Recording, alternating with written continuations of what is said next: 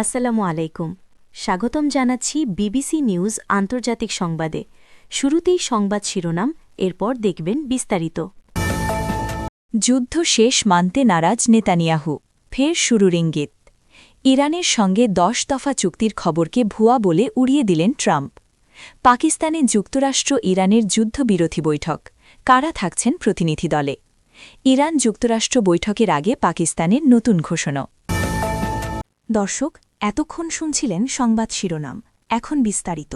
আপনি যদি ইসরায়েলের ধ্বংস চান, মুসলিমদের পাশে থাকেন, তাহলে চ্যানেলটি লাইক দিয়ে সাবস্ক্রাইব করে পাশে থাকুন। যুদ্ধ শেষ মানতে নারাজ নেতানিয়াহু, ফের শুরুর ইঙ্গিত।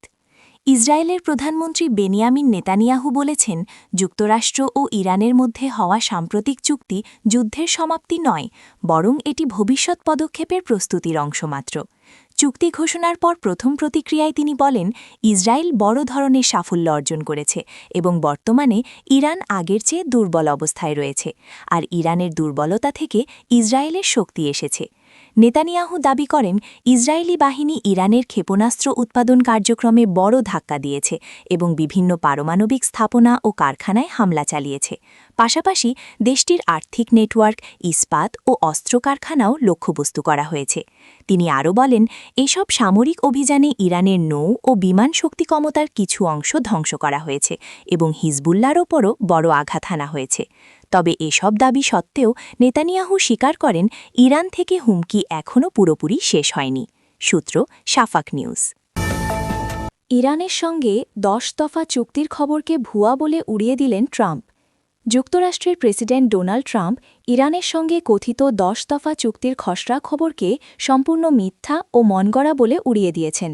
বৃহস্পতিবার এক ব্রিফিংয়ে ট্রাম্প বলেন, দ্য নিউ ইয়র্ক টাইমস ও সিএনএনের প্রকাশিত প্রতিবেদনে বাস্তব কোনো আলোচনার প্রতিফলন ঘটেনি, বরং কূটনৈতিক প্রচেষ্টাকে দুর্বল করার চেষ্টা করা হয়েছে। তিনি আরও জানান, যুক্তরাষ্ট্রের যুদ্ধজাহাজ, বিমান ও সেনা ইরানের আশপাশেই থাকবে, যতক্ষণ না একটি বাস্তব চুক্তি পুরোপুরি কার্যকর হয়। চুক্তি মানা না হলে অভূতপূর্ব মাত্রার সামরিক পদক্ষেপ নেওয়া হতে পারে বলেও সতর্ক করেন তিনি। ট্রাম্প দাবি করেন, যুক্তরাষ্ট্রের মূল লক্ষ্য হল ইরানকে পারমাণবিক অস্ত্র তৈরি থেকে বিরত রাখা এবং হরমুজ প্রণালীতে নিরাপদ নৌ চলাচল নিশ্চিত করা। এর আগে ইরান যুক্তরাষ্ট্রের মধ্যে 2 সপ্তাহের যুদ্ধবিরতি ঘোষণা করা হলেও হরমুজ প্রণালী দিয়ে জাহাজ চলাচল এখনও স্বাভাবিক হয়নি।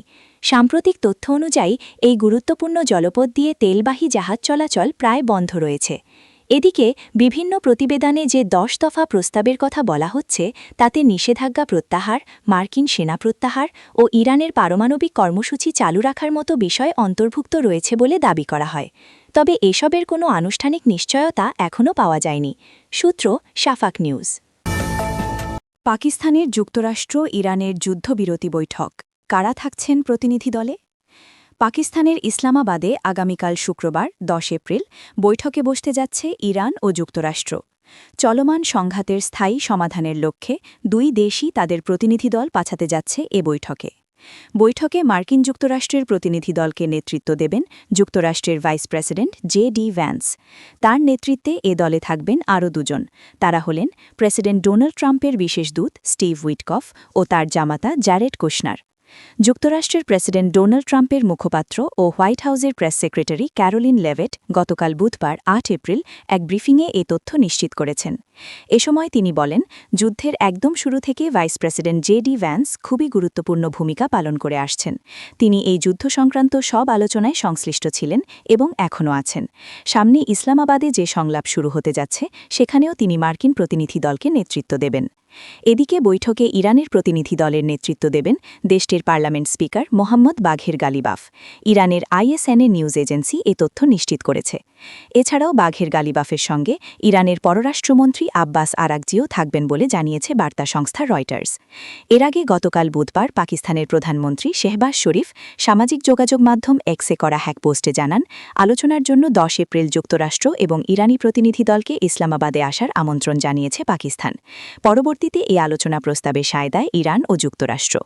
পাকিস্তানে নিযুক্ত ইরানি রাষ্ট্রদূত জানিয়েছেন, এই আলোচনা ইরান প্রস্তাবিত 10 দফার ভিত্তিতে হবে, তবে দফাগুলো ঠিক কী তা নিয়ে কিছু বিভ্রান্তি রয়েছে।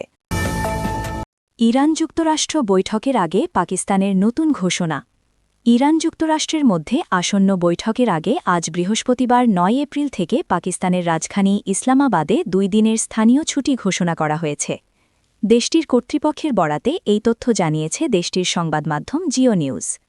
ইসলামাবাদ জেলা প্রশাসনের পক্ষ থেকে গতকাল বুধবার রাতে প্রকাশিত এক নোটিশে এই ছুটি ঘোষণা করা হয়।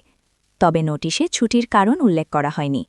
যদিও সাধারণত উচ্চ পর্যায়ের কূটনৈতিক কর্মসূচির আগে নিরাপত্তাজনিত কারণে ইসলামাবাদে প্রায়ই এ ধরনের ছুটি বা বিধিনিষেধ জারি করা হয়। মধ্যপ্রাচ্যের যুদ্ধ স্থায়ীভাবে বন্ধ করা নিয়ে যুক্তরাষ্ট্র ও ইরানের মধ্যে উচ্চ পর্যায়ের আলোচনার প্রস্তুতি নিচ্ছে পাকিস্তান। হোয়াইট হাউস জানিয়েছে মার্কিন ভাইস প্রেসিডেন্ট জেডি ভ্যান্স এই সপ্তাহান্তে ইসলামাবাদে অনুষ্ঠিত আলোচনায় যুক্তরাষ্ট্রের প্রতিনিধি দলের নেতৃত্ব দেবেন। ইসলামাবাদের উপকমিশনার দপ্তর এক্সে দেওয়া এক বিবৃতিতে জানিয়েছে, বৃহস্পতি ও শুক্রবারের এই ছুটি শুধু ইসলামাবাদ ক্যাপিটাল টেরিটরিতে কার্যকর থাকবে। নোটিশে বলা হয়েছে, যেসব দপ্তর সংস্থা জরুরি সেবা দিয়ে থাকে সেগুলোর কার্যক্রম ছুটির সময়ও চালু থাকবে। এর মধ্যে রয়েছে পুলিশ, হাসপাতাল, বিদ্যুৎ ও গ্যাস সরবরাহকারী সংস্থা। পাশাপাশি নাগরিকদের নিজেদের কার্যক্রম সে অনুযায়ী সাজানোর পরামর্শ দেওয়া হচ্ছে।